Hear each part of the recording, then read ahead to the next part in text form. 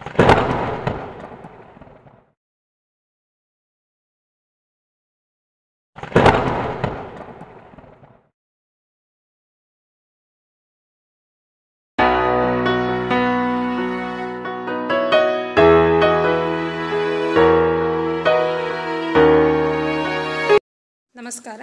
ನಾವು ನಮ್ಮ ಶಾಲೆಯಲ್ಲಿ ಗಣಕಯಂತ್ರದೊಂದಿಗೆ ಆಟ ಎಂಬ ಒಂದು ಆಟವನ್ನು ಮಕ್ಕಳಿಗೆ ಆಡಿಸ್ತಾ ಇದ್ದೀನಿ.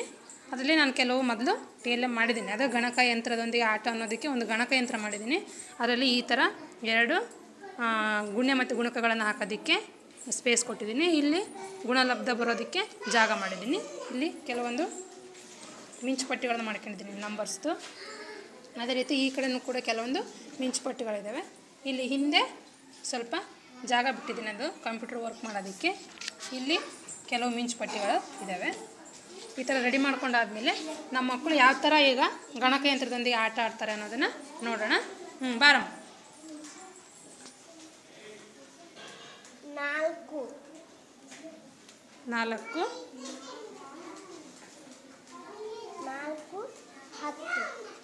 4 ಇಂಟು 10. ಉತ್ತರಕ್ಕಾಗಿ ಕಾಯಿರಿ ಅಂತ ಕಂಪ್ಯೂಟರ್ ಹೇಳ್ತಾ ಇದೆ. ನೀವೆಲ್ಲ ಕಾಯ್ಬೇಕೀಗ ಉತ್ತರಕ್ಕೆ. 4 ಇಂಟು 10 ಹಾಕಿದ್ದಾಳೆ. ಗುಣಲಬ್ಧ ಎಷ್ಟು ಬರುತ್ತೆ ನೋಡೋಣ ಕಂಪ್ಯೂಟ್ರಿಂದ. ಬರುತ್ತೆ, ಕಾಯ್ತಾ ಇರ್ರಿ. ಈಗ ಇಲ್ಲಿ ಬರುತ್ತೆ ಗುಣಲಬ್ಧ. ಇಲ್ಲಿ ಮಗು ಆ ಉತ್ತರ ಬೇಕಾಗಿರ್ತಕ್ಕಂಥದ್ದನ್ನೆಲ್ಲ ಮಿಂಚುಪಟ್ಟಿನ ನೋಡ್ಕೊಂಡ್ಬಿಟ್ಟು ನಿಮಗೆ ಉತ್ತರವನ್ನು ಹಾಕುತ್ತೆ. ಹುಡುಕ್ತಾ ಇದೆ ನಾನು ಉತ್ತರನ.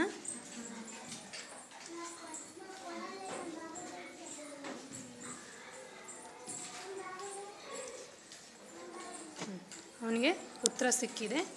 40. ಗುಣಲಬ್ಧ ಎಷ್ಟು ಬಂತು? 40. 4 ಇಂಟು 10.